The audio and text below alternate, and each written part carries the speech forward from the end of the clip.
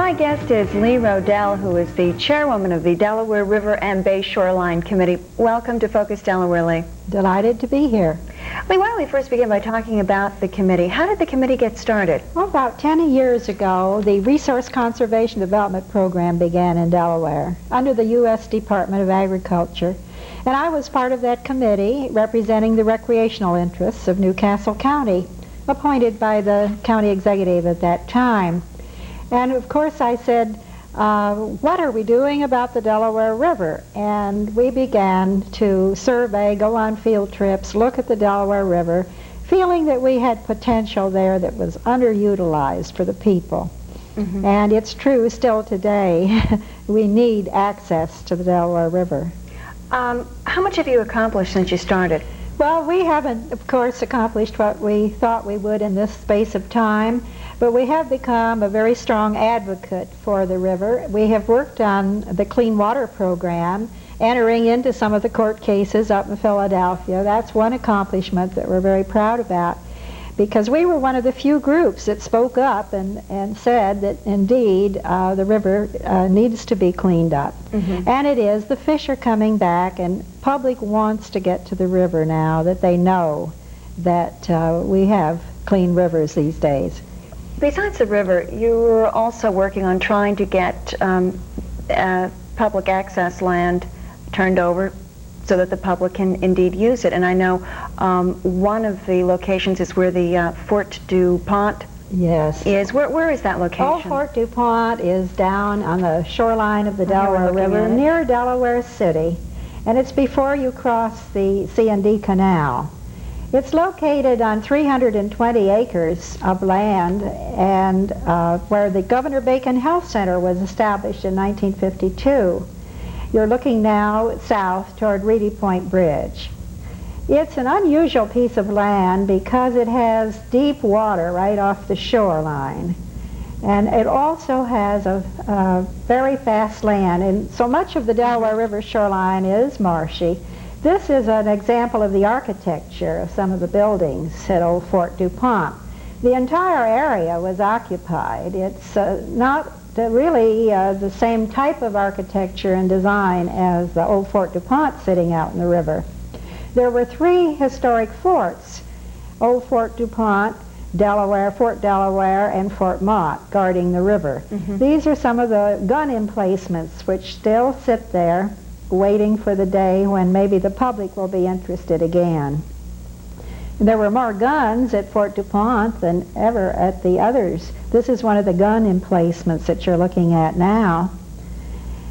The guns, of course, are not there now, mm-hmm. but this is part of the bunkers. The bunkers exist along the shoreline.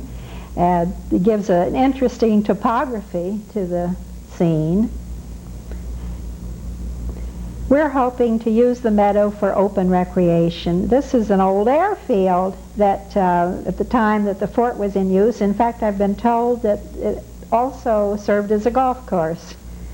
And we think this has great potential.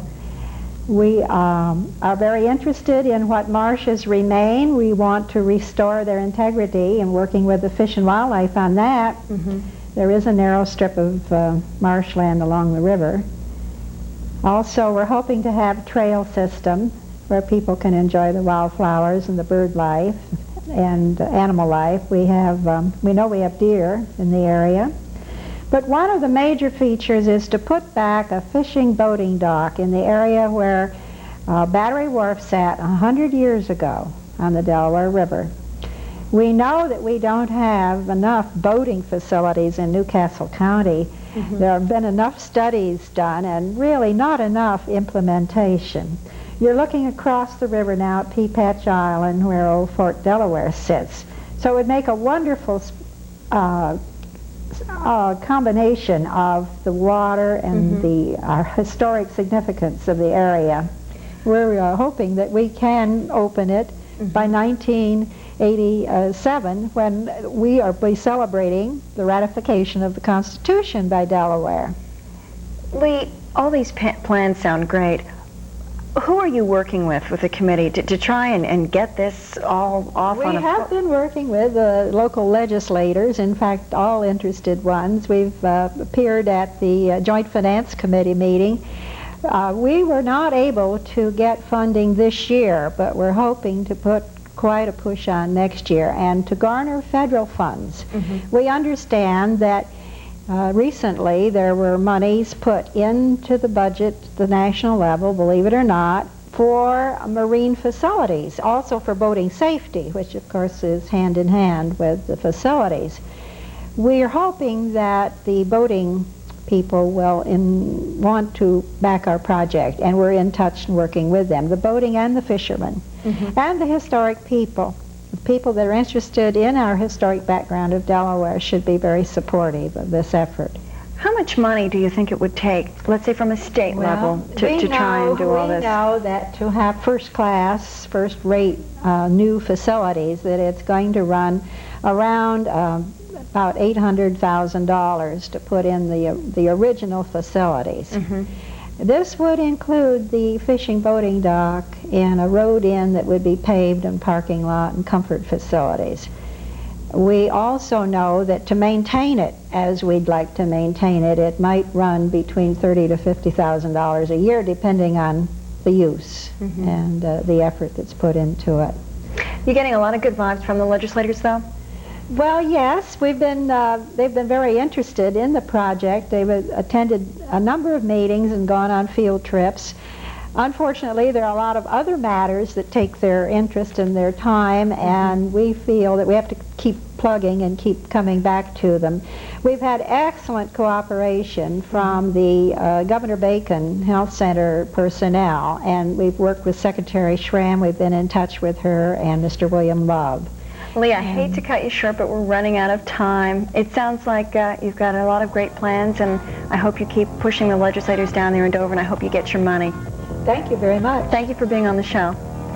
Thank you for joining Bob and I tonight.